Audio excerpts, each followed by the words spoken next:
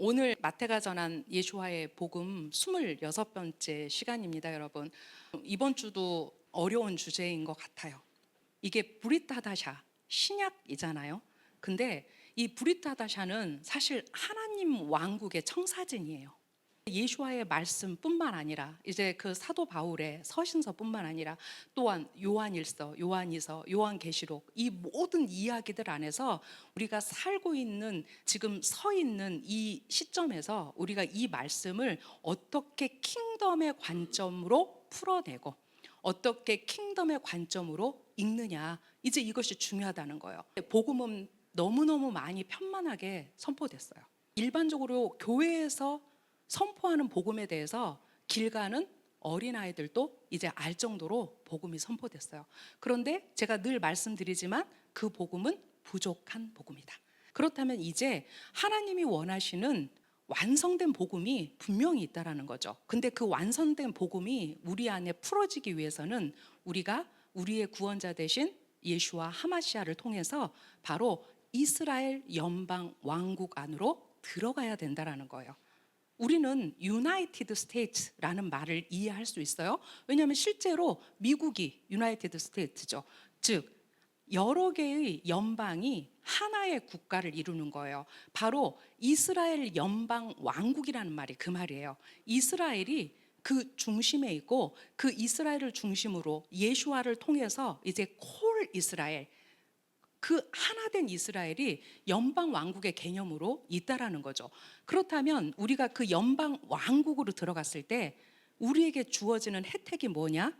바로 그 예수아가 진정 그 메시아 왕국의 왕이신 거고, 그 언약을 누구하고 맺으셨어요? 바로 아브라함과 이스하크와 야곱과 맺었죠. 우리가 이스라엘 연방 왕국으로 들어가야만이 우리가 아브라함의 길을 갈 수 있는 거예요. 이스라엘 연방 왕국으로 들어갈 때 그 말씀이 비로소 예루살렘에서, 그 말씀이 비로소 찌온에서 온다라는 것을 우리가 알 수 있다라는 거예요. 이제 저는 이 일들이 속히 일어날 거라고 생각합니다. 속히 일어날 거다. 그 어떤 무르익는 정도가 정말 속히 될 것이다. 우리가 생각하는 것처럼 이게 정말 언제 한국교회에 이 복음이 전해지고 언제 이런 것들이 사람들에게 알려질까? 아니요, 그렇지 않아요. 정말 속히 이런 일들이 순식간에 온전한 복음이 저는 전해질 거라고 생각해요. 그런데 또 그러기 위해서는 누군가 이 복음을 전해야 돼요. 그렇죠? 하나님 전해주세요. 하나님 다 하실 수 있잖아요. 이게 아니라 정말 그 산을 넘는 아름다운 발이 있다고 하셨잖아요. 우리가 그 아름다운 발들이 되어져야 해요. 우리 네팔에서 오신 우리 선교사님 지금 계속 오고 계시잖아요. 저분이 어찌나 귀한지. 왜냐하면 이거는 선교사님 마음 안에 하나님이 어떤 씨를 뿌리고 계시냐면, 이제 네가 네팔에 가서 내 복음을 전해주지 않겠니? 이제 그 조금은 부족했지만 그들이 반응했지만 이제는 정말 그 온전한 복음으로, 그것이 사실은 다 성경 안에 있어요. 안 보일 뿐이에요, 여러분. 전부 다 있어요. 근데 우리가 기독교적 렌즈를 끼고 그동안 성경을 봤기 때문에 그런 것들이 눈이 가려져 있는 거예요. 이것을 이제 렌즈만 바꾸면 그것들이 보이기 시작하거든요. 이제 지금은 그런 과정인 것 같아요. 그리고 또 최근에 제가 이스라엘에서 오신 목사님들을 만나고 있어요. 근데 그분들을 뵈면서 제 안에 때가 되었다. 그게 뭐냐면 이제 이분들이 내가 어떤 선교사로서 그 땅에 갔다, 이제 이 차원을 뛰어넘고 있어요. 이제 그분들이 책을 우리나라에 펴내기 시작했어요. 그분들이 우리나라에 알려져야 될 책들을 번역하기 시작했어요. 첫 번째 책이 Mind the Gap이라는 책이 마온 출판사에서 나왔고요. 두 번째 책이 뭐냐면 복음의 유대성 회복이에요.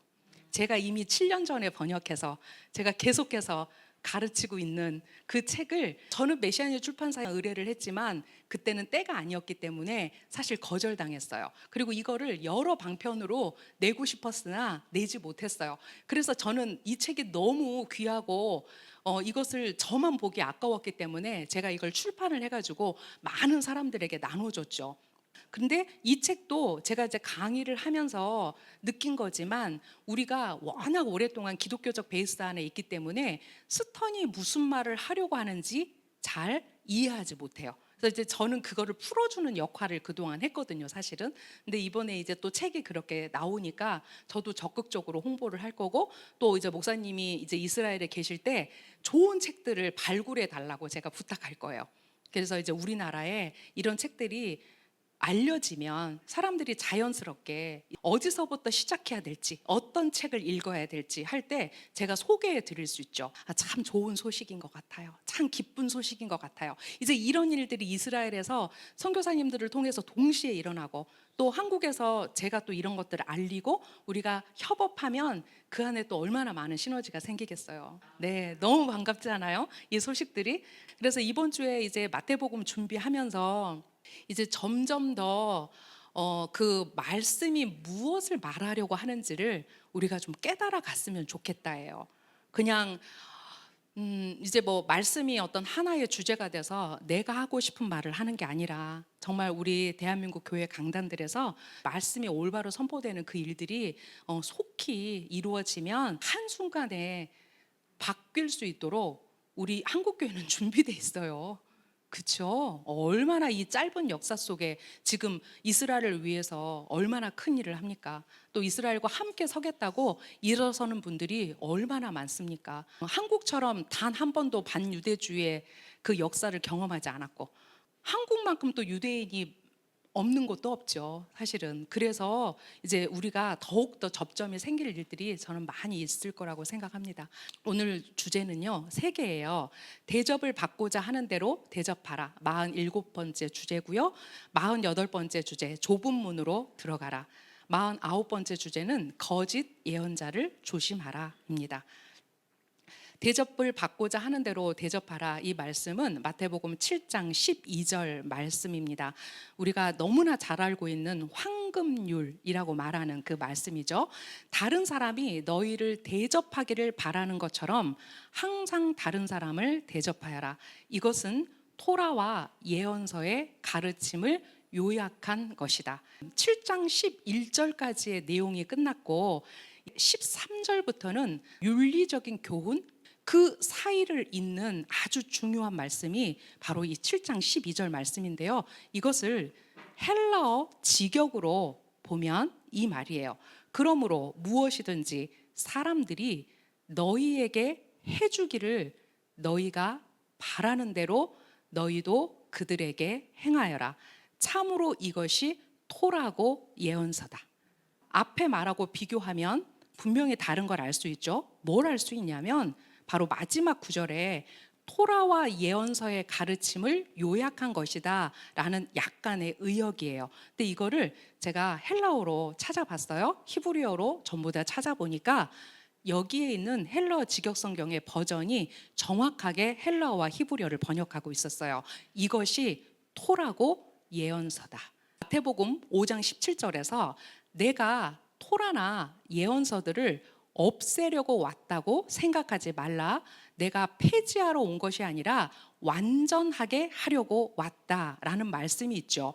여기서 토라는 하토라, 우리가 알고 있는 모세 오경이에요. 그리고 예언서는 하느비임, 우리가 선지서들이라고 말하는 그런 본문들이거든요. 율법 폐기론자들은 율법은 폐기됐어, 이제 토라 더 이상 없어 라고 말하는데, 그것이 아니라 예수와께서 오신 목적, 그 킹덤의 왕이신 그분이 오신 목적이 바로 토라와 예언서를 플레로사이, 완전하게 하려고 왔다라는 거예요. 자, 그리고 그 안에 많은 이야기를 하셨어요. 마지막으로 이 내용을 마감하면서 마태복음 7장 12절에서 참으로 이것이 토라고 예언서다 라고 말씀하고 있다라는 거예요. 그렇다면 이 마태복음 7장 12절의 내용을 우리가 곰곰이 생각해 봐야 된다라는 거예요. 단순히 황금률이다, 이걸로 그냥 넘어갈 수 없는 말씀이라는 거죠. 마태복음 7장 12절은 다음에 나오는 윤리적 경고들의 말씀들에 앞서 산상수훈 내용 전체를 요약하는 역할을 한다. 네, 그래서 앞에 있는 내용과 이제 다음으로 넘어가기 전에 그 산상수훈 내용이 무엇인가? 우리가 그동안 산산수훈 내용들 팔복에서부터 시작해서 얼마나 많은 내용들을 배웠습니까? 그런데 이 모든 내용을 바로 마태복음 7장 12절이 요약하고 그것이 핫토라이고 핫느빔이라고 지금 말씀하고 있는 거예요. 솔로베이치크는 이렇게 말해요. 이제 제가 솔로베이치크 하면 이 사람은 누구냐 이렇게 생각하시는데, 제가 마태복음을 시작하면서 몇 가지의 책을 소개했어요. 그래서 그 책 이름을 길게 말 안 하고 이제 우리 공동체는 솔로베이치크 그러면 그 사람 책에서 이렇게 알거든요. 네, 제가 이제 그 지금 마태복음을 강의하면서 쓰는 주석서 중에 하나를 쓰신 랍비세요. 자, 그분은 이 7장 12절을 이렇게 한마디로 딱 끝냈어요. 내 이웃을 너 자신처럼 사랑해야 한다라고 기록한 것과 같습니다. 끝. 다른 주석하지 않으셨어요. 왜냐하면 이 내용이 바로 레위기 19장 18절의 내용을 기반으로 하고 있다는 것을 그 뒤에 있는 마태복음, 마가복음, 누가복음을 통해서 우리가 알 수 있기 때문이거든요. 그러면 다른 주석가들은 이거를 어떻게 말하고 있는지를 좀 소개하려고 해요. 자, 두 번째는 메시아라는 책을 쓴 알프레드 에더스 하임, 이분은 유대인인데 개신교 목사가 되셨어요. 그분의 이 메시아라는 책이 우리나라 생명의 말씀사에서 전권 4권이 전부 다 번역해서 나와 있어요. 정말 굉장히 많은 유대적 그런 전승들과 또 아주 탁월한 해석들이 잘 나와 있는 책이에요. 자, 그 책에서 제가 이 부분을 이제 코멘트한 거예요. 이 이야기는 한 랍비주의적 병행과 비교되는데 그 이야기 속에서 힐렐의 친절함이 샴마이의 정반대되는 성격과 대비되고 있다. 개종하겠다고 한 이방인이 한쪽 발로 서 있는 동안에 율법 전체를 가르침 받겠다고 요구하자 샴마이는 그 요구를 거칠게 거부한 반면 힐렐은 다음과 같은 말로 그를 상대했다. 그대에게 싫은 일은 다른 사람에게도 하지 말라. 이것이 전 율법이고 다른 것은 모두 그것을 설명에 불과하다. 네, 여러분도 잘 알고 있는 샤바 30일에 나오는 내용이에요. 우리 힐렐과 샴마이가 아주 굉장히 비교되는 그런 말씀들이 많이 있잖아요. 이방인이 개종하겠다고 내가 한쪽 발로 서 있는 동안 율법 전체를 가르쳐 달라고 샴마이에게 왔어요. 그랬더니 샴마이가 그 가르치는 긴 자로 그 사람을 쫓아냈다고 그래요. 반면에 힐렐은 굉장히 인자한 선생님이셨죠. 그대에게 싫은 일은 다른 사람에게도 하지 말라. 이것이 전 율법이고 다른 것은 모두 그것의 설명에 불과하다. 우리가 이 황금률과 관련해서 누구나 이 내용을 소개합니다. 네, 이어서 읽을게요. 그러나 그렇다 해도 이 소극적인 명령, 즉 우리 자신에게 싫은 일을 다른 사람에게 하지 말라는 금령과 다른 사람이 우리에게 해주기를 바라는 대로 우리도 다른 사람에게 해주라는 적극적 지침 사이에 큰 차이가 있음을 금방 알 수 있다. 네, 에더사임은 이것을 힐렐의 내용은 부정적 명령, 그래서 이것은 소극적인 명령이고 지금 예수와께서 7장 12절에서 하신 말씀은 적극적 지침이다라고 얘기했어요. 랍비들의 말은 율법의 관점을 뛰어넘지 못하여 우리 자신이 받기를 원하는 선을 다른 사람에게 아낌없이 베푸는 사랑에 크게 못 미치지만 메시아의 말씀은 인간의 본성이 이룰 수 있는 절대적인 사랑에 가장 근접하여 우리가 소유하기를 원하는 것을 다른 사람을 향한 우리의 행동의 시금석으로 삼은 것이다. 또한 여기서 놓치지 말아야 하는 것은 주님은 자기 애를 우리 행동의 원칙이 아니라 시금석으로 삼으신다는 것이다. 네, 이것은 이제 마태복음 7장 12절에 대한 알프레드 에더스하임의 마태복음 커멘트예요. 주석이에요. 분명히 그 이제 힐렐의 말과 예수와의 말을 적극적, 소극적 명령과 지침으로 나누고 있고, 또 특이한 사항은 그 레위기 19장 18절이 어떤 말씀이냐면 무조건 다른 사람을 사랑해라 이 말이 아니라 너 자신을 사랑하듯이 다른 사람을 사랑하라 이 말이 전제가 되잖아요. 그렇기 때문에 여기에서 자기 애를 우리 행동의 원칙이 아니라 시금석으로 삼으신다라고 코멘트하고 있어요. 그럼요. 자기 자신을 사랑하는 사람만이 남을 사랑할 수 있어요. 그것은 나르시시스트하고 다른 거예요. 그 자기에게 도취해서 자기 관점으로 이 세상을 바라보는 것이 아니라 정말 그 높은 하나님이 주신 자존감 안에서 나를 사랑할 수 있는 힘 안에서 우리가 다른 사람도 사랑할 수 있다. 이제 이것을 말하고 있어요. 자, 그 다음은 데이비드 에치스턴이 이 내용을 주석한 거예요. 논리적으로 보면 두 형태 사이에는 실질적인 차이가 없으며 황금률의 정신은 어느 형태에서도 드러날 수 있다. 유대인 데이비드 H. 스턴 박사는 그 소극적 명령과 그 적극적 명령이 사실 논리적으로 보면 두 형태 사이에는 실질적인 차이가 없다. 이렇게 말하는 코멘트도 있다라는 거예요. 제가 여러분한테 다 지금 소개해 드리는 거예요. 우리가 어떤 각도로 이 내용을 이해할 것인가. 자, 황금률이라고 불리는 이 말씀은 종교와 문화를 불문하고 전 세계적으로 널리 알려져 있으며 최소한 이 부정물의 형태에 관한 그 기원이 유대 문헌으로 거슬러 올라가요. 토비서는 그들의 지혜서인데요. 토비서 4장 15절에 힐렐이 한 말과 똑같은 말이 있어요. 당신이 원하지 않는 일을 다른 사람에게도 절대 하지 말라. 이 격언이 있다라는 거예요. 자, 이 격언은 이처럼 부정문의 형태로도 또 본문에서처럼, 즉 마태복음 본문에서처럼 긍정문의 형태로도 표현될 수 있다. 부정문의 형태가 좀 더 원래의 모습을 띠고 있죠. 왜냐하면 그들의 지혜서 안에서 힐렐의 말 안에서 이미 나왔으니까요. 그런데 이 긍정문의 형태가 실질적인 도덕률을 좀 더 완전하게 표현하고 있다. 그 이유가 뭐냐? 긍정문의 형태에는 언제나 부정문의 형태가 지니는 의미가 포함될 수 있어요.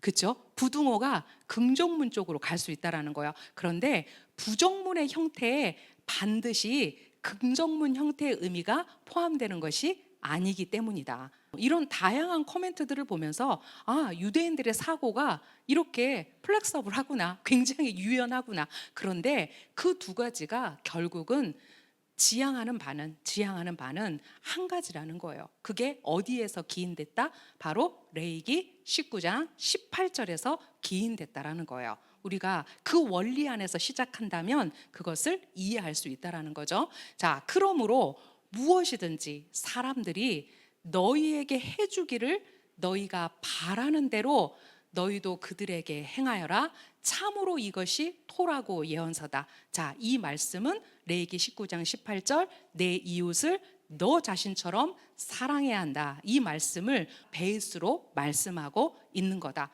이번 주에 강의 준비하면서 그 생각했어요. 정말 이것이 이 세상에 실현된다면 당장 올람 하바가 오겠구나.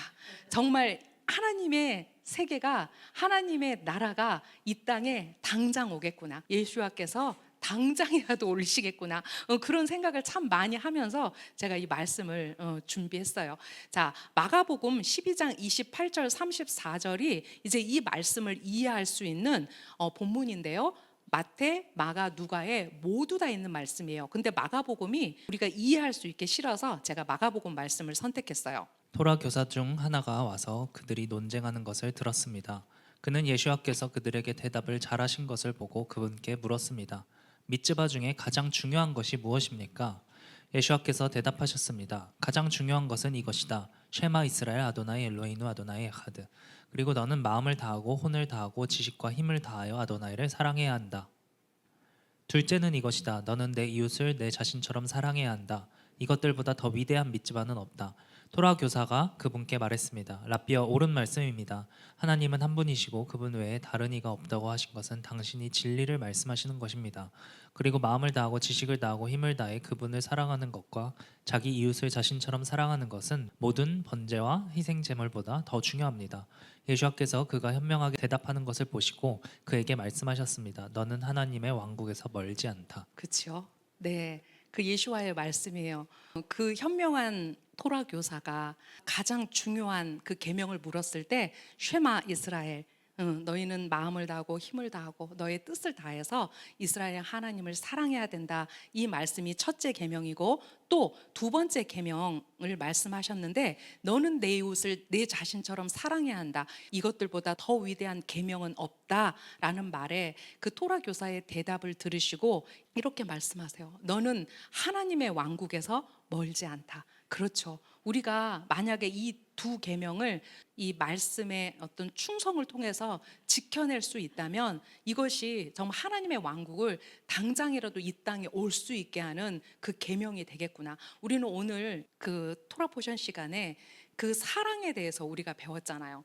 저는 항상 그 마태복음 할 때 저의 나머지 그 부족한 나머지를 이렇게 토라를 들으면서 제가 채웠는데 오늘 저에게 굉장히 왔던 그 말씀이 뭐냐면 샬롬이라는 단어가 그 우리가 선악간의 판단이 없는 것, 우리가 정말 이 말씀을 우리의 삶 안에서 실행하기 위해서 먼저 우리에게 필요한 게 뭔가, 우리는 우리의 신념, 또 우리가 살아온 어떤 신앙의 여정, 그리고 또 우리가 알고 있는 어떤 그런 신학적 지식들, 그것뿐만 아니라 우리의 어떤 삶의 습관들, 이제 이런 것들이 사실은 다른 사람을 보는 것을 불편하게 만들어요.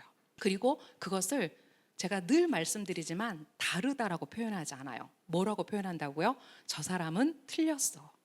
이렇게 표현한다고요. 자, 이제 그런 관점에서 우리가 시작을 하면 우리는 이 황금률의 말씀을 우리가 죽을 때까지 지킬 수 없어요.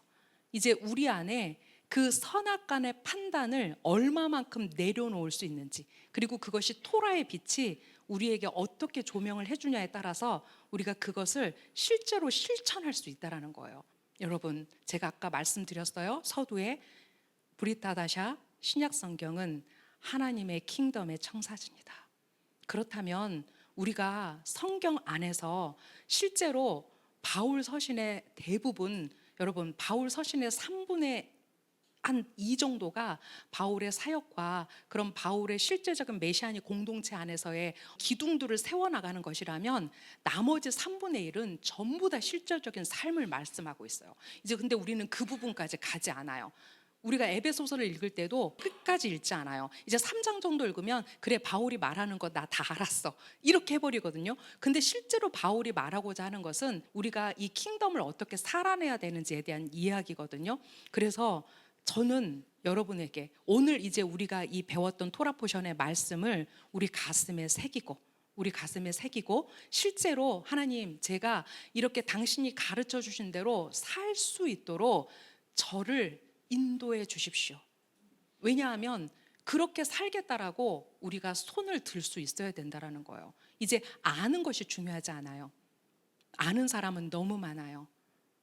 그 아는 것을 행동으로 실천할 수 있는 사람들이 이제 필요해요. 그래서 왜 마태복음 7장 12절이 더 이상 군더더기 없이 이것이 핫토라이고 하느빔 선지자라고 하셨는지 우리가 그것을 깨달아 갔으면 좋겠어요. 자, 이것을 또 우리에게 사도 바울이 이렇게 말하고 있습니다. 여러분들이 너무나 잘 알고 있는 말씀이죠.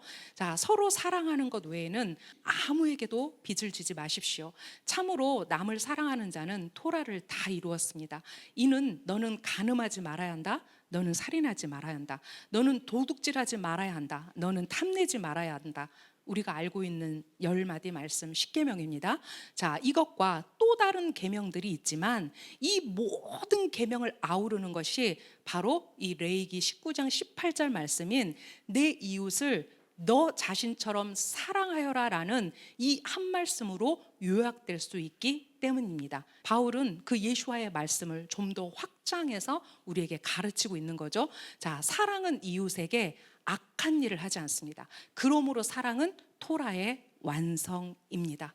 네, 이제 우리에게 왜 사랑이 토라의 완성인지, 여러분, 악한 일이 뭘까요? 해를 끼치는 거? 해를 끼치는 게 악한 일이다. 또 무관심도 악한 일이다. 네, 또 진실하지 못한 거. 제가 왜 묻냐면요, 이 악한 것조차도 다 다르다라는 거예요. 우리의 생각이. 그죠? 네. 그러면 우리가 사랑은 이웃에게 악한 일을 하지 않습니다 라고 지금 바울이 얘기를 했는데, 그렇다면 악한 일이 뭘까? 자, 성경은 뭐가 악하다고 말할까? 자, 이 이야기들이 실제로 레위기와 신명기 안에 이렇게 기록되어 있어요. 자, 악한 일을 쭉 지금 가르쳐 주고 있는데, 첫 번째, 가장 악한 일은 우상 숭배예요. 나만 하면 괜찮은데 함께 하도록 종용해요. 다고요? 널렸어요.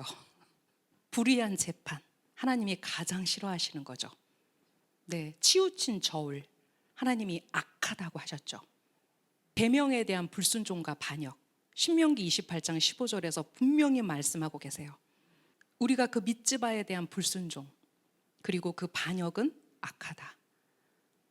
부정직과 사기. 레위기 19장은 그 부정직함에 대해서 얘기해요. 자, 그리고 레위기 18장 전체가 여러분 도덕적 타락에 대해서 얘기합니다. 근친상간, 간통, 동성애. 악한 일입니다. 억압과 착취. 하나님은 고아와 가부와 가난한 자를 억압하지 마라, 착취하지 마라 라고 말씀하셨어요.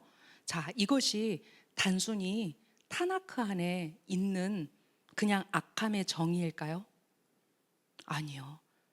지금 우리가 살고 있는 이 시대는 더 교묘하게 이 악한 것들이 만연함에도 불구하고 이것을 인권이라는 이름으로 그냥 인정해 주는 게 오늘날의 모습이에요. 여러분, 우리가 다른 사람에게 악한 행동을 하지 않아야 되고, 또 이런 악한 영향력을 계속해서 사람들에게 가르치거나 이 영향력을 주는 것에 대해서 우리가 굉장히 단호해야 돼요. 자, 저는 앞선 강의에서 판단하지 마라를 강의했어요. 우리가 판단하거나 비판하지 말아야 돼요. 하지만 판단하거나 비판하지 않는다고 해서 우리 안에 그 잘못된 것을 맹목적으로 쫓아가는 것은 어리석은 거예요. 하나님이 우리에게 뭐를 원하실까? 바로 분별을 원하신다는 거예요. 뱀처럼 지혜로우라고 말씀하시는 거예요. 너 틀렸어 말할 필요 없어요. 그 틀리게 말하는 사람들이 있다면 그 주변에 가지 않으면 돼요.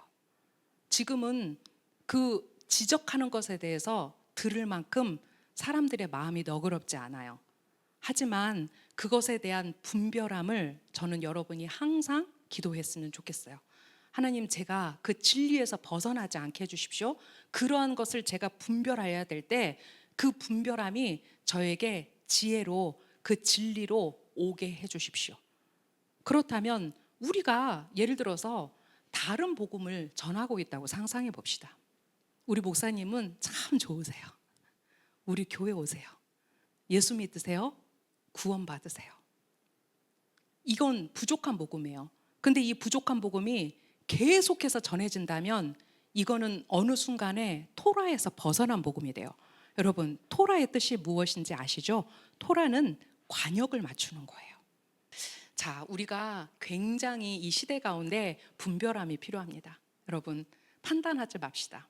왜냐하면 그 판단하는 순간 이제 그게 우리에게 휘몰아쳐요. 판단하지 말고 그 정말 뱀 같은 지혜로 그 기도하고 분별할 수 있는 힘이 무엇보다도 필요한 시대인 것 같아요. 자, 그래서 이 마태복음 이 말씀이 단순히 우리에게 황금률인가? 아니, 이 황금률 안에서 우리가 실제적으로 레위기의 말씀을 우리의 삶 안에서 실천하는데 이것이 이제 어떻게 우리의 액션으로 나와야 되는지까지가 우리의 몫이라는 거예요. 자, 예수와는 우리에게 가르쳐 주셨어요. 그럼 이제 그 다음에 행동의 몫은 너에게 있다 라고 말씀하시는 거예요. 근데 우리가 그분을 사랑함으로 그분이 나의 왕이시기 때문에 내가 그분이 기뻐하시는 것을 내가 행할 수 있는 거죠. 네. 그 다음 주제는 좁은 문으로 들어가라. 무지하게 어려웠어요. 뭐가 좁은 문일까? 여러분, 좁은 문이 뭐예요? 여러분, 그동안 이거 성경 읽으실 때 나는 좁은 문을 가고 있어. 아마 다 그렇게 읽으셨을걸요. 그죠? 솔직하게 나는 지금 좁은 문을 가고 있어. 누구나 다 그렇게 읽어요. 근데 내가 진짜 지금 좁은 문을 가고 있는가? 저 또한 저에게 할 질문이에요. 내가 정말 지금 좁은 문을 가고 있는가? 마태복음 7장 13절에서 14절 내용입니다. 좁은 문으로 들어가거라. 넓은 문과 큰 길은 멸망으로 인도하나 그 길로 들어가는 사람이 많다.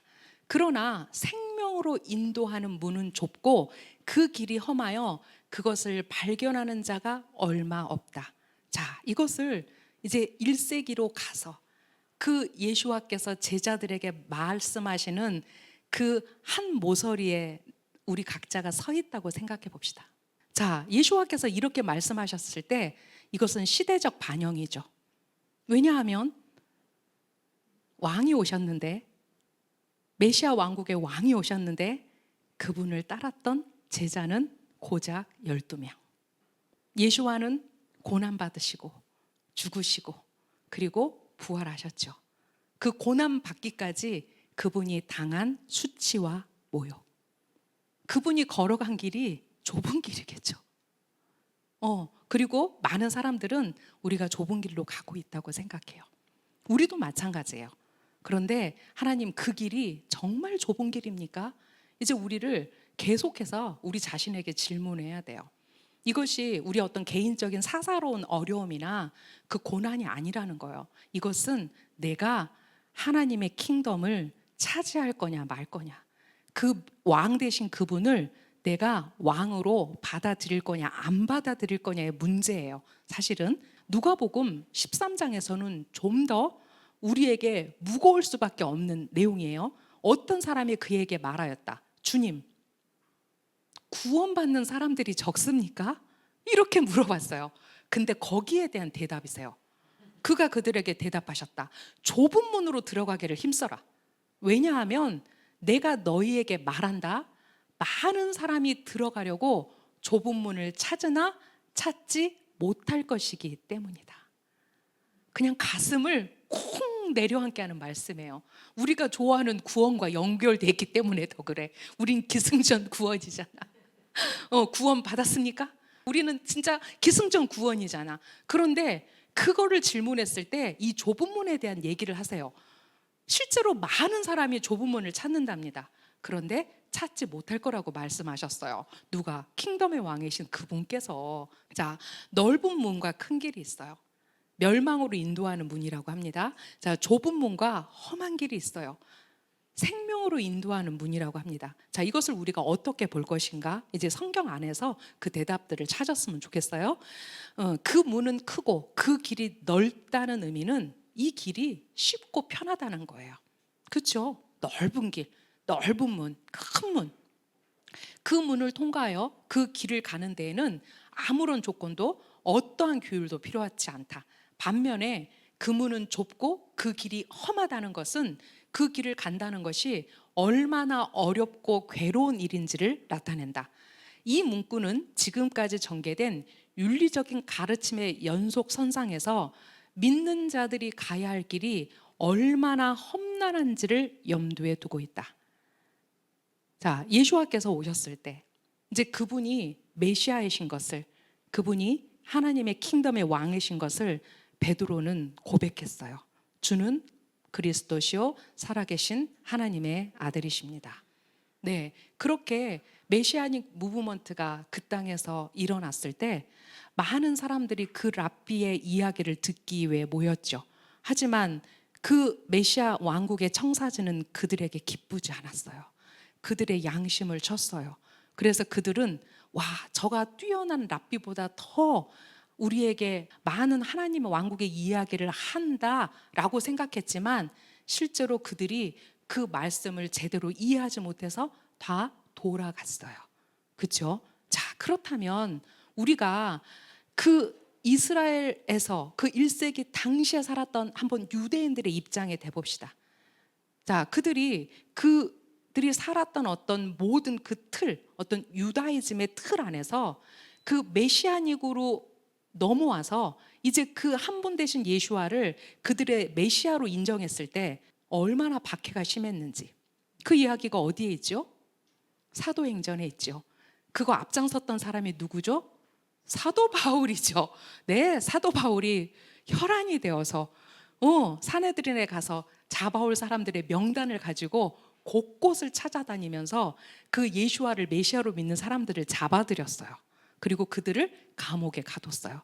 그러다가 그는 준비된 자였기 때문에 예수와를 만나게 되는 놀라운 이야기가 사도행전에 있어요. 이런 이야기들은 계속해서 시대에서 다른 형태로 계속해서 사람들을 향한 메아리처럼 울려 퍼지고 있어요. 자, 여러분, 자, 나는 우리 집에서 기독교 1번이야 이러신 분들이 있어요. 아무도 믿지 않았는데 나는 내 발로 교회에 갔고 나는 하나님을 믿게 됐어. 나는 교회에 다니게 됐어. 이것도 얼마나 핍박이었어요. 이것은 경험해 본 사람들만 알아요. 근데 이제 저는 뭐를 가르치냐면 여러분, 거기가 끝이 아니랍니다. 거기가 끝이 아니라 이제 여러분이 예수와를 통해서 이제 이스라엘 연방 왕국으로 들어와야 되고, 우리가 그 콜 이스라엘의 일원이 되고, 이제 더 나아가서 우리가 하나님의 시간을 회복해야 되고, 이제 우리가 그 하나님의 킹덤의 질서가 우리에게 뭐를 요구하는지 그 토라의 여정과 토라의 삶을 살아야 됩니다 라고 저는 지금 말하고 있는 한 사람이에요. 자, 그렇다면 이것이 또 한 번의 스트러글이에요. 여러분들이 이렇게 샤밧의 시간을 이제 사모해요. 그래서 와서 지금 이제 샤밧의 시간에, 하나님의 시간에 정렬되고 있어요. 그런데 우리는 우리의 오랫동안의 습관대로 이제 내일은 또 주일이 되는 거예요. 그렇죠?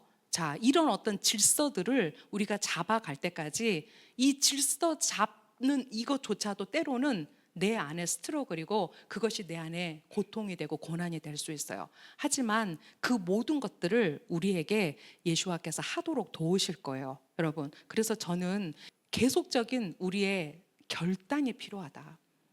우리가 어떤 내가 지금 가는 것이 좁은 길이고, 좁죠. 제가 말씀드렸잖아요. 우리나라 기독교인 61%가 반유대주의를 찬성했다고. 왜 이스라엘인데?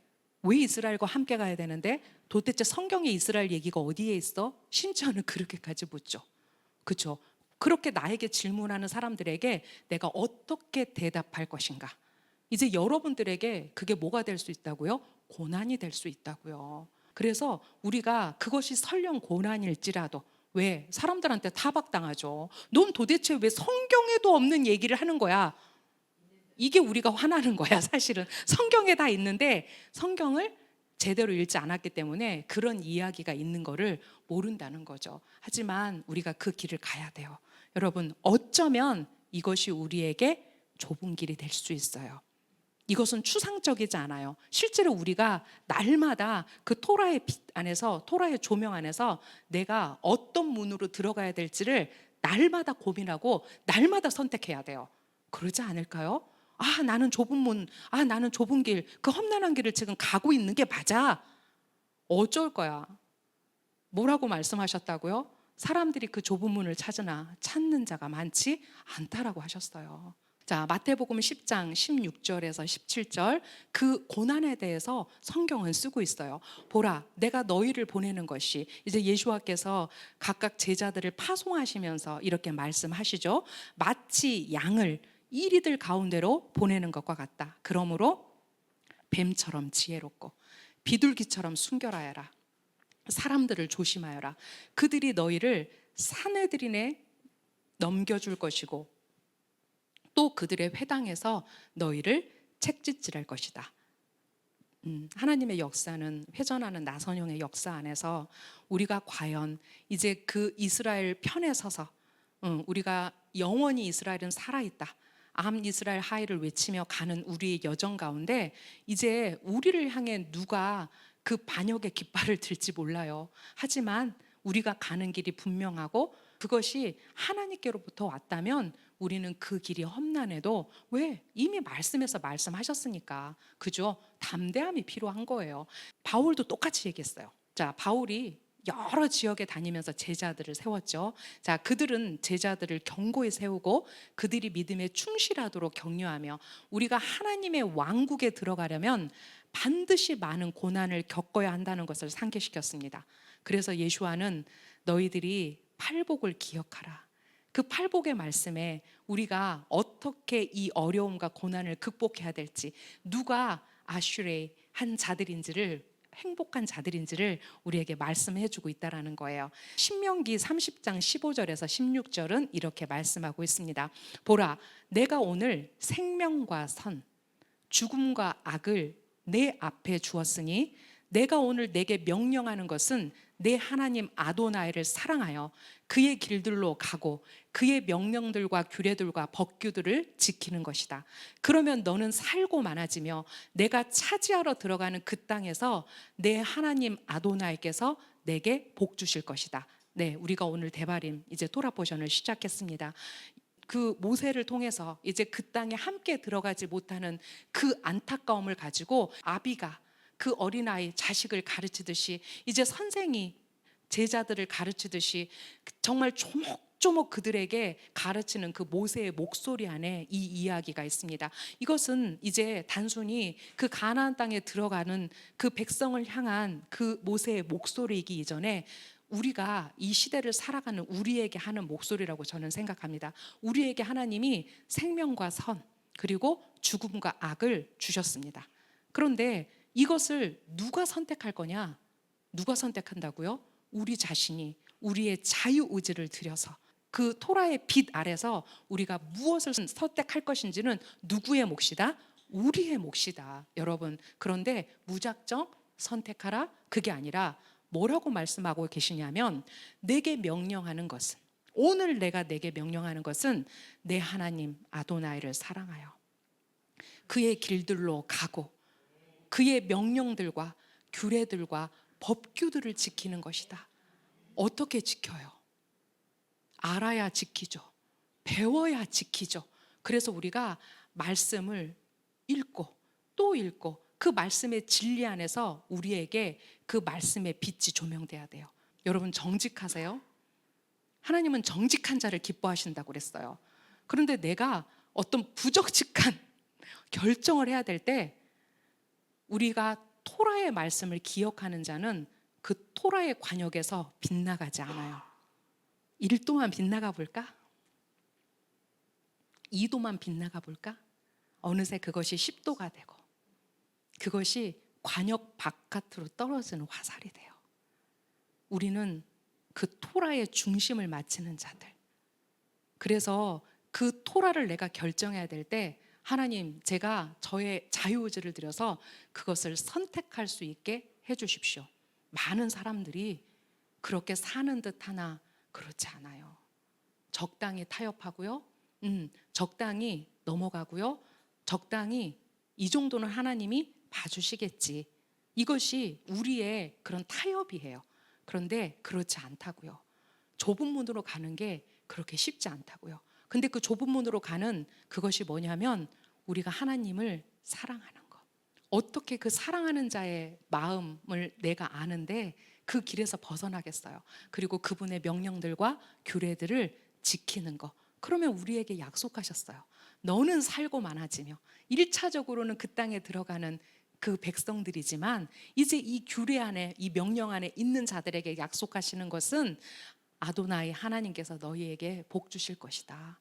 네, 우리가 얼마만큼 이 토라 앞에 정직해야 되는가, 그 말씀을 다시 새겼으면 좋겠어요. 자, 레위기 18장 4절에서 5절 똑같은 말씀이에요.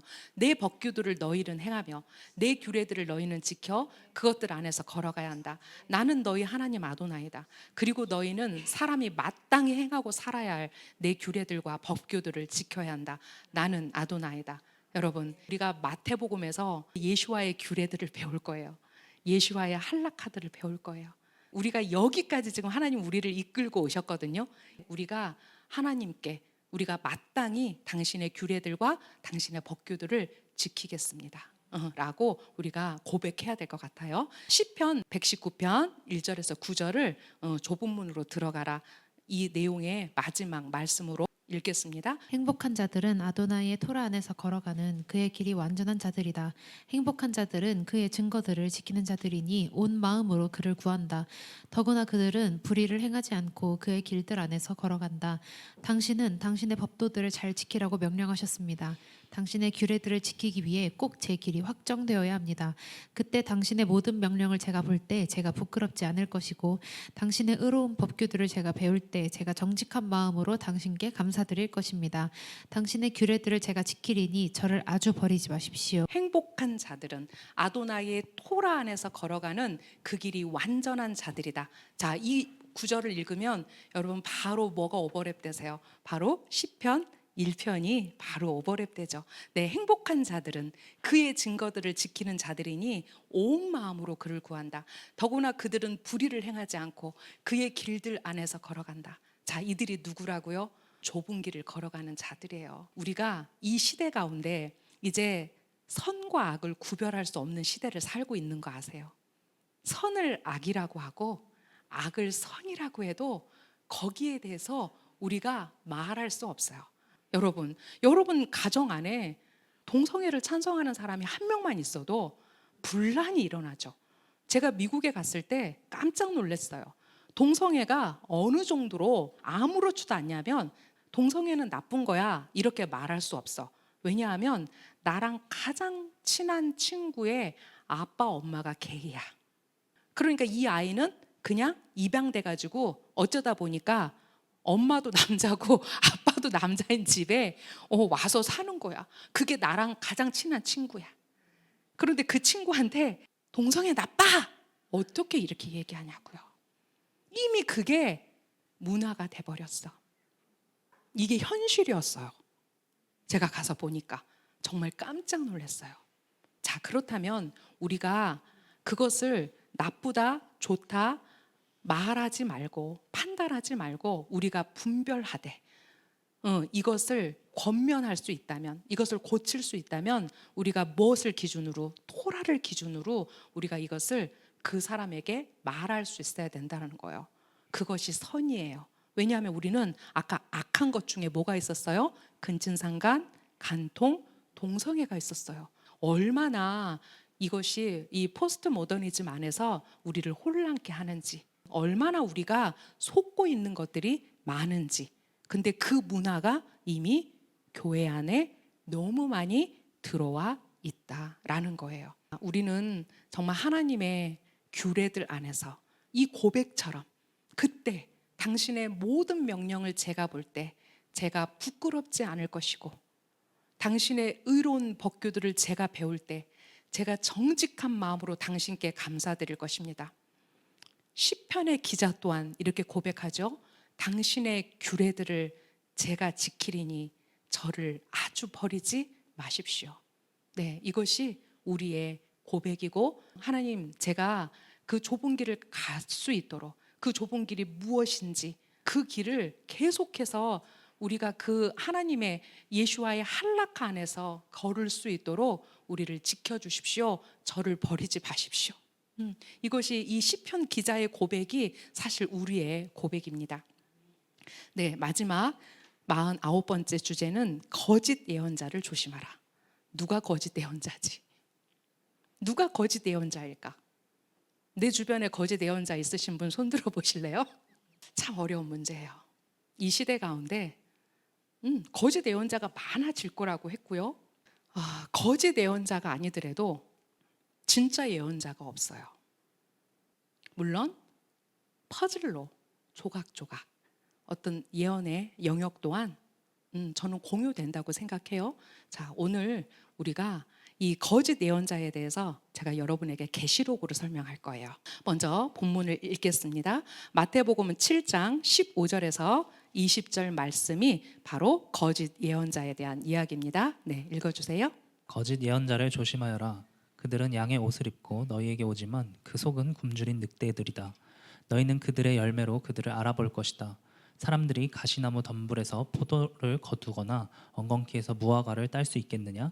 마찬가지로 모든 건강한 나무는 좋은 열매를 맺으나 빈약한 나무는 나쁜 열매를 맺는다.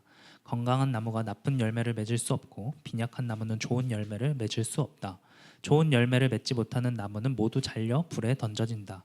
그러므로 너희는 그들의 열매로 그들을 알아볼 것이다. 거짓 예언자를 조심하여라. 그들은 양의 옷을 입고 너에게 오지만 그 속은 굶주린 늑대들이다. 너희는 그들의 열매로 그들을 알아볼 것이다. 똑같은 내용으로 마무리가 됩니다. 그러므로 너희는 그들의 열매로 그들을 알아볼 것이다. 마태복음 24장 24절은 이제 마지막 때 거짓 메시아들과 거짓 예언자들이 나타날 거라고 예수와께서 말씀하고 계세요. 근데 그들이 엄청난 기적과 놀라운 일들을 행할 거래요. 그러고 할 수만 있으면 선택된 사람들도 속일 거래요. 네, 오늘날 너무나 많은 거짓 메시아들이 있죠. 우리나라에도 있어요. 거짓 메시아들, 그죠? 자칭 메시아들, 또 그리고 거짓 예언자들. 근데 기가 막힌 건 이들에게 엄청난 기적과 놀라운 일들, 게다가 엄청난 재력이 있어요. 여러분, 누가 우리나라 가짜 메시아인지 다 아시잖아. 제가 말 안 해도. 근데 그들이 굵직굵직한 기업들을 운영하고요. 또 그 돈을 가지고 북한의 이스라엘에 가서 선교 사업을 해요. 그리고 그들은 지금 현직 메시아들은 죽지 않기를 바래요. 뭐 돌아가신 분들은 할 수 없어요. 왜냐하면 메시아는 죽으면 안 되니까. 그렇죠? 이미 이 거짓 메시아가 있는 시대에 살고 있어요. 우리나라만 많을까요? 아니요. 전 세계적으로 많아요. 이거는 단순히 우리 코리아의 얘기가 아니잖아요. 네. 사도행전 20장 28절에서 31절 이제 바울이 그 지역을 떠나면서 당부해요. 이렇게 여러분 자신과 모든 양떼를 위하여 조심하십시오. 루아하 코데시, 성령이 여러분을 지도자로 삼아 하나님께서 자기 아들의 피로 사신 하나님의 메시아를 믿는 공동체를 돌보게 하셨습니다. 나는 내가 떠난 후에 사나운 늑대들이 여러분 가운데 들어와 양떼를 가만두지 않을 것을 압니다. 여러분 중에서도 사람들이 일어나 제자들을 끌어내어 자기들을 따르게 하려고 진리를 왜곡해서 가르칠 것입니다. 그러므로 깨어 있으십시오 라고 바울이 당부해요. 1세기 당시에 그 메시아닉 공동체 안에서 그 메시아를 믿게 된 그 사람들에게 잘못된 것들을 전하는 사람들이 있었다라는 것을 우리는 사도행전에서 읽을 수 있어요. 자, 특별히 그 사람들이 누구였냐면 유다인자들이었어요. 유다인자들은 누구냐면 유대인화 하려는 사람들. 그래서 그 문제 때문에 사도행전 15장에 예루살렘 회의가 열렸죠. 자, 어떻게 그들이 유다인자 하려고 했어요? 너희들은 유대인이 되지 않으면 구원받을 수 없어 라고 얘기했어요. 자, 유대인이 되지 않으면 바로 할례 받지 않으면 구원받을 수 없어 라고 했어요. 그러면 예수와는 그 내용만 보면 이방인을 구원하러 온 게 아니에요. 할례 받은 유대인만 구원했으면 돼요. 이런 유다이저들의 자칭 또 유대인들의 이 반대급부 세력들이 이미 예수와가 계실 때 사도 바울이 활동할 때 엄청나게 거짓 선생들이 있었다라는 것을 우리는 성경의 자간자간에서 알 수 있어요. 베드로 후서에서도 그 거짓 예언자들에 대해 얘기해요. 전의 백성 중에 거짓 예언자들이 있었던 것처럼 여러분 가운데 거짓 선생들이 일어날 것입니다. 그들은 거짓말로 파괴적인 이단을 끌어들일 것이고 자신들을 사신 주님을 부인할 것이며 즉각적인 멸망을 불러들일 것입니다. 많은 사람이 그의 방탕을 따를 것이며 그들 때문에 진리의 길이 비방받게 될 것입니다. 그들은 자신들의 탐욕 속에서 꾸며낸 이야기들로 여러분을 착취할 것입니다. 네, 이것은 온 시대를 거쳐 그 거짓 선생들이 행했던 그들의 이야기죠. 자, 요한일서 사랑하는 친구 여러분, 모든 영을 다 믿지 마십시오. 오히려 그 영들이 하나님께로부터 왔는지 시험해 보십시오. 이는 많은 거짓 예언자가 세상에 나타났기 때문입니다. 하나님의 영인지 알아보는 방법은 다음과 같습니다. 예수와 메시아께서 인간으로 오신 것을 인정하는 모든 영은 하나님께로부터 왔습니다. 왜냐하면 그 요한이 활동하던 그 당시에 예수와가 인간으로 오신 것이 아니라 그는 영으로 오셨다. 그래서 어떻게 하나님이신 그분이 사람의 몸을 입고 왔겠느냐, 이런 이야기들이 이미 있었다라는 거예요. 그래서 그 요한은 거기에 대해서 메시아께서 인간으로 오신 것을 인정하는 모든 영이 하나님께로부터 왔습니다 라고 얘기하고 있죠. 자, 예수와를 인정하지 않는 모든 영은 하나님께로부터 오지 않았습니다. 이것은 메시아를 적대하는 자의 영입니다. 여러분, 그래서 적그리스도는 유대인입니다. 왜냐하면 그리스도라는 말이 마시아어죠. 마시아어는 가장 유대적인 히브리적인 용어입니다. 기름 부음 받은 자라는 뜻이죠. 그들의 왕의 이름이죠. 그런데 그들의 왕을 가장 전면에서 부인할 사람은 누구입니까? 유대인입니다. 네, 그래서 혹자는 뭐 적그리스도가 누구다, 적그리스도가 누구다, 많은 말들이 굉장히 많이 있었어요. 네, 뭐 무슬림의 수장이 적그리스도다. 아니요, 그렇지 않아요. 그래서 우리는 이 마지막 때 또 이 유대인들의 이 행보를 잘 봐야 돼요. 참 어려운 문제예요. 왜냐하면 유대인이 어려워요. 유대인이 너무 다양하고 너무 많은 문화 속에 또 그들이 말하는 내용들이 너무나 다 다양하기 때문에 우리가 정말 정신을 바짝 차리지 않으면 우리 안에 있는 유대 사대주의가 우리를 이상한 데로도 끌고 갈 수 있어요. 네, 그래서 실제로 예수와를, 그 인간으로 오신 예수와를 이제 그들이 인정해야 돼요. 그래야 비로소 그 머리 대신 예수와 안에서 이제 유대인과 이방인이 실제로 한 몸의 메시아니 공동체, 더 나아가서 하나님의 킹덤을 이룰 수 있어요. 제가 아까 거짓 예언자가 누구냐고 물어봤어요, 여러분한테. 근데 저는 이거를 계시록 말씀으로 여러분하고 나누려고 해요. 우리 계시록에 7교회에 대한 이야기가 나오죠. 그리고 그 당시에 사실 빌라델피아 교회만 빼고 각 교회 안에는 이렇게 거짓 선생들이 있었다라는 것을 우리가 알 수 있어요. 자, 첫 번째는 계시록 2장 2절이에요. 근데 에베소 교회 교인들에게 어떤 칭찬이 있냐면, 에베소에 있는 교회에게 내가 자칭 사도들이라고 하지만 사실은 실상은 그렇지 않은 자들을 시험하여 그들이 거짓말쟁이들인 것을 밝혀냈다라고 칭찬하셨어요. 그렇다면 오늘날도 교회 안에 자칭 사도들이 있어요. 우리가 이 교훈을 배워야 돼요. 그 당시에 7교회 안에 있었던 그런 모습들이 오늘날 우리 교회 안에 그대로 있다라는 거예요. 자, 자칭 사도들의 특징이 뭐예요? 거짓말쟁이들이에요. 예언을 남발해요. 사도적 권위를 가지고 사람들을 조종해요. 없다고요? 있습니다. 두 번째, 계시록 2장 6절에 니콜라우스를 따랐던 니골라당. 여기만 나오는 거 아니죠? 또 나오죠? 자, 니골라당의 특징이 무엇입니까? 우상 숭배와 성적 죄를 부추겼던 이단들입니다. 자, 니골라당의 가장 큰 주제어가 뭐냐면 한 번 구원은 영원한 구원이에요. 그래서 우리가 한 번 구원받았기 때문에, 우리의 영이 구원받았기 때문에 우리의 육체를 어떻게 하던 그 구원은 변함이 없다라고 말했던 그 당시에 니콜라우스를 따랐던 사람들이에요. 자, 그렇다면 그 간음 이꼴 뭐죠? 우상숭배죠. 우상숭배 이꼴 간음이죠. 하나님은 그것을 똑같이 보셨단 말이에요.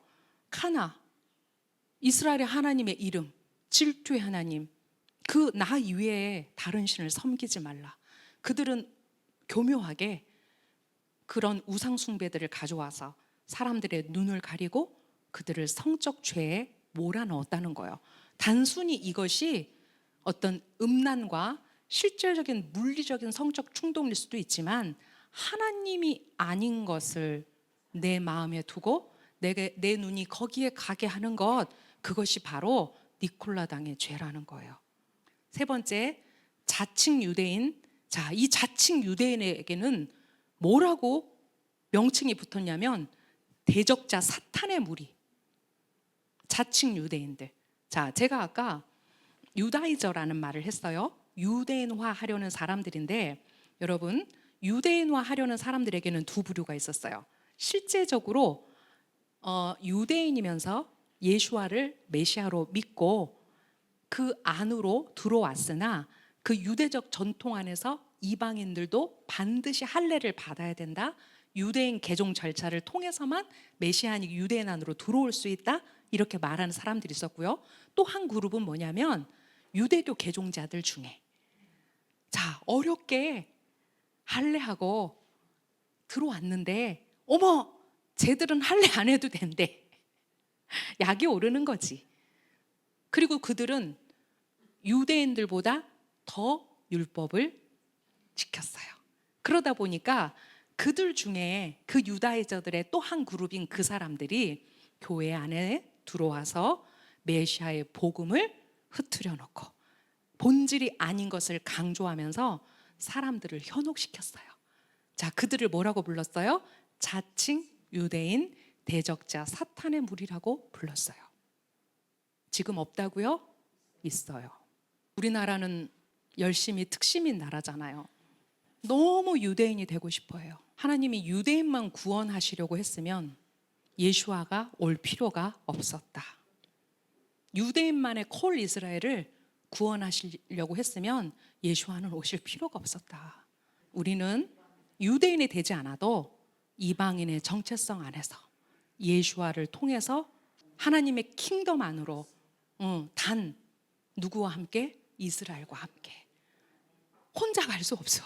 그렇죠? 절대 혼자 갈 수 없어요. 자, 또 어떤 사람들이 있냐면 발람의 교훈을 붙들고 있는 자들 있었다고요. 계시록 2장 14절 어디 교회에 말씀하신 거예요? 버가모 교회에 말씀하셨죠. 너희 안에 발람의 교훈을 붙들고 있는 자들이 있다라고 말씀하세요. 자, 너희 가운데 발람의 가르침을 지키는 사람들이 있다. 발람은 발락에게 이스라엘 백성을 잡을 덫을 알려주어 그들이 우상에게 바쳐진 음식을 먹고 성적인 죄를 짓도록 했다. 우리가 얼마 전에 발라크를 했기 때문에 이 발람의 죄를 압니다. 전방에서 안 되니까 후방으로 가가지고 미디안 여자들을 동원해 그들에게 성적 범죄를 하게 만들었죠.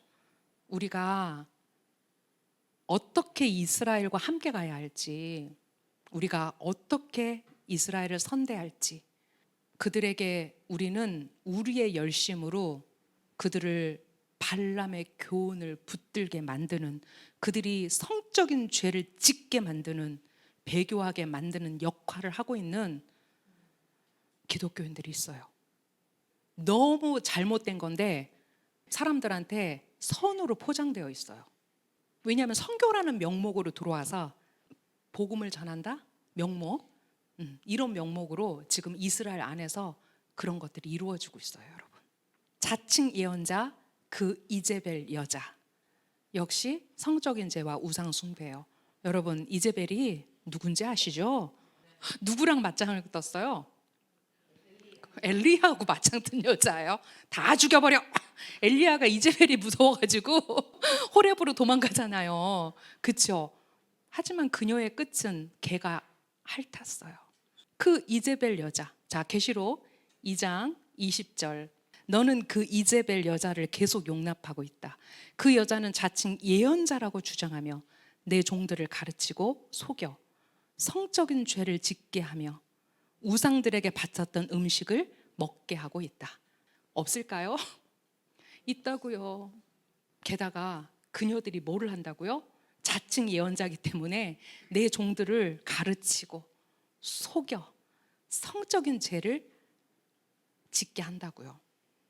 여러분, 거짓 선지자, 거짓 예언자를 너무 우리하고 멀리 있다라고 생각하지 마세요. 우리 주변에 조금만 눈을 크게 뜨고 보면 이런 유형의 일들이 실제로 이 교회 안에, 이제 이 7교회, 빌라델피아 교회, 뭐 라오디게아 교회를 빼놓고 이런 것들이 실제 우리 교회 안에 있다고요. 이게 현실이에요. 그녀는 예언자예요. 사람들이 그녀에게 예언받기 위해서 줄 서요. 참 이런 것들이 얼마나 우리가 분별해야 되는가, 정말 조심하셔야 돼요. 여러분, 이것은 지금 우리 교회 안에 숨어있는 거짓 선지자들의 모습이에요. 정말 눈을 크게 뜨고 여러분들이 분별해야 돼요. 대적자의 깊은 것들을 배우는 자들, 대적자의 깊은 것들을 배우는 자들이 두아디라 교회에 있었다라는 거예요.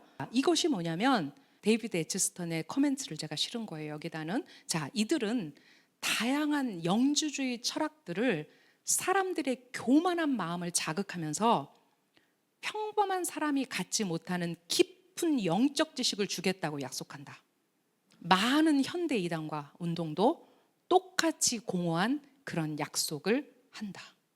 근데 문제는 뭐냐면 이제 이들이 그러면서 이스라엘을 이제 걸치기 시작했다라는 거예요. 그러니까 본질이 아닌 것에 이스라엘 옷이 입혀지는 순간 그것은 곧 우상숭배가 돼요. 곧 간음이 돼요. 그것이 곧 성적 범죄가 돼요. 이스라엘은 그런 나라예요.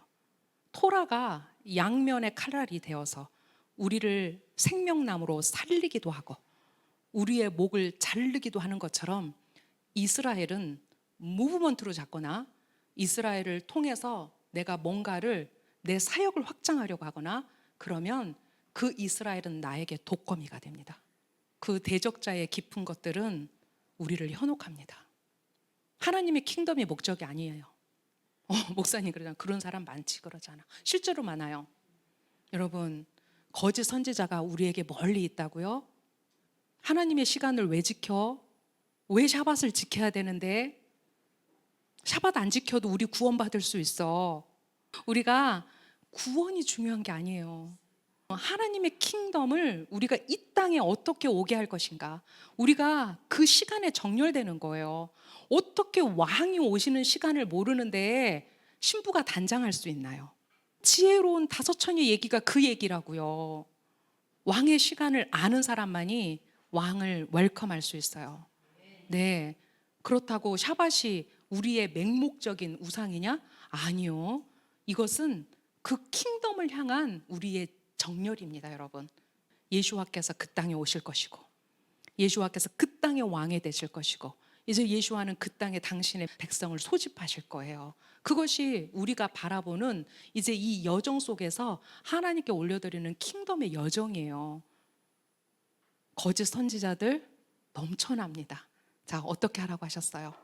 그 열매를 보고 알라고요.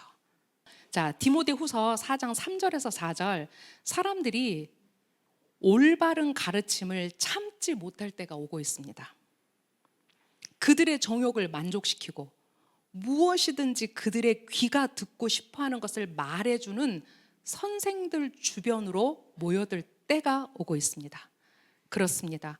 그들은 진리 듣기를 멈추고 신화를 쫓으려고 돌아설 것입니다. 오늘날 충만하게 이 일은 일어나고 있어요. 이제 팬데믹 이후에 내 입맛에 맞는, 내 귀를 만족시켜주는 그 유튜브의 성행, 이제 올바른 가르침을 참지 못할 때가 이미 왔어요. 내가 듣고 싶어하는 것을 얼마든지 골라 듣고 그것이 내 혼을 기쁘게 하면 그걸로 오케이. 그런 시대를 우리가 살고 있어요. 자, 마지막으로 야고보서 3장 17절에서 18절 말씀인데, 위로부터 오는 지혜는 첫째 순결하고 다음은 평화롭고 친절하며 사리에 밝고 긍휼과 선한 열매로 가득하며 편견과 위선이 없습니다. 화평을 위해 씨를 뿌리는 화평하게 하는 사람들은 의의 수확을 거둡니다. 순결하고 평화롭고, 이 평화는 샬롬이에요. 친절하고, 여러분 친절하십시오. 왜 친절해야 되죠? 내가 친절한 사람이 되면 상대방이 화를 내려고 하다가도 나한테 화내지 못해요. 가끔은 뭐 하나 빠져 보여도 그 친절은 친절로 돌아오지 절대 불친절로 돌아오지 않습니다. 사리에 밝아야 돼요. 지혜로워야 돼요. 긍휼과 선한 열매로 가득해야 돼요. 우리 안에 이 긍휼, 하나님의 마음이 우리를 그렇게 해요. 자, 편견 없어야 돼요. 선입견 없어야 돼요. 우리가 토라 안에서 이 여정을 가기 위해서 우리는 때로는 사람들한테 뭐야, 저 사람은 줏대가 없네? 라는 말을 들어도 우리는 갈대처럼 그 바람에 우리를 맡길 줄 알아야 돼요. 우리가 토라 안에 있을수록 우리는 유연해져야 돼요. 유연해져야 돼요. 그래서 폭풍이 몰아치면 그냥 같이 넘어져 있으면 돼요. 난 절대로 안 넘어질 거야. 힘 줘봐야 나만 죽어요. 그렇죠? 또 위선이 없어야 돼요. 여러분, 위선이 없어야 돼요. 나의 위선이 나만 알 것 같죠? 결국은 나랑 사귀는 사람들이 언젠가 내가 위선자라는 걸 알게 되는 날이 있어요. 화평을 위해 씨를 뿌리는, 화평하게 하는 사람들은 의의 수확을 거둔다고 했어요. 우리가 먼저 남을 판단하지 말자고요. 아, 지금 목사님 설교를 들으면서 어떤 사람이 내 머리에 떠올랐어. 자, 빨리 없애. 빨리 버려. 지금 그 사람들을 기억하라고 이렇게 지금 말하는 게 아니라, 자, 우리 자신에게 지금 예수와께서 이제 산상수훈의 말씀을 지금 끝마치시면서 우리에게 당부하시기 시작하시는 거예요. 자, 너희가 이제 그 메시아의 킹덤의 질서를 배우게 될 건데, 이제 이런 것들이 너희에게 하나하나의 지침이란다 라고 말씀하시는 거예요. 그래서 다른 사람을 떠올리기 전에 내가 여기에 하나님께 커트 당할 것이 있는지 아니면 칭찬받을 것이 있는지를 먼저 그분 앞에서, 그 다림줄 앞에 우리가 달려지자고요. 여러분, 정말 이 마태복음이 우리에게 너무나 많은 이야기들을 해요. 정말 이 시대 가운데 우리가 그 하나님의 킹덤 안에서 그 의가 무엇인지를, 그 킹덤의 의가 무엇인지를 우리에게 지금 가르치고 계시는 것 같아요. 그렇다면 그 분별의 영을 가지고 이제 우리가 정말 하나님께 그 분별을 구하면서, 특별히 이 아부월, 이제 이 테트의 진리 가운데 이 에너지 안에서 우리가 더 그 분별함을 구해야 되는구나. 왜?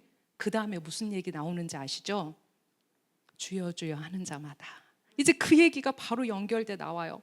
그만큼 우리 안에 참 무거운 질문들입니다, 여러분.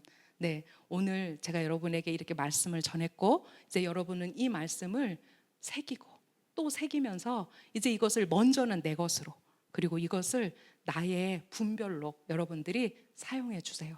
이것을 남을 판단하는 정죄의 말씀으로 사용하면 우리는 이 야고보서 말씀에 위배하는 거예요. 네, 저도 그렇게 하려고 이 말씀 앞에 정말 서는 그런 하루하루였던 것 같아요. 우리가 이 말씀을 진짜 살아내야 돼요. 우리 살아요, 여러분. 알지만 말고 살아요. 그래서 말씀이 정말 내 안에 나를 움직이는 힘이 되게 해요. 어떻게 되냐고요? 공부하면 돼요. 그러면 그 토라가 나를 그렇게 이끌어요. 기도하고 마치겠습니다. 이스라엘의 하나님 감사합니다. 하나님, 우리가 그 하나님의 말씀이 이제 그 찌온에서, 예루살렘에서 우리에게 풍성하게 우리가 이 말씀을 이해할 수 있도록 오고 있는 것을 우리가 바라봅니다. 하나님, 과거의 기독교적 렌즈로는 보이지 않았던 이제 그 토라의 정수들이 주님 우리 안에 풀어지게 해주십시오. 우리가 그 이스라엘 안에서 이제 그 랍비들의, 또 메시아닉 유대인 선생님들의 이런 이야기들을 우리가 읽고 배우면서 주님, 정말 예수와의 말씀이 그 토라의 목적 되심이, 그 정확한 그 관역이 무엇인지를 주님 우리가 더 알 수 있도록 주님 우리에게 당신의 진리를 허락하여 주십시오. 이제 아부월 9일 우리가 한 마음으로 이스라엘과 함께 금식하며 이제 그 땅의 샬롬을 위해서 기도하겠습니다. 하나님, 우리가 그 슬픔의 금식이 아니라 이제 이 기쁨의 금식이 되는, 이제 이스라엘에서 기쁜 소식이 들려오기를 주님 우리가 요청합니다. 또 그렇게 행하실 이스라엘 하나님, 당신의 그 전쟁에 능하신, 전쟁의 왕이신 당신께서 당신의 오른팔을 그 땅에 높이 들려주십시오. 그렇게 하실 이스라엘의 하나님을 찬양합니다. 베셴 예슈아 하마시아 아멘.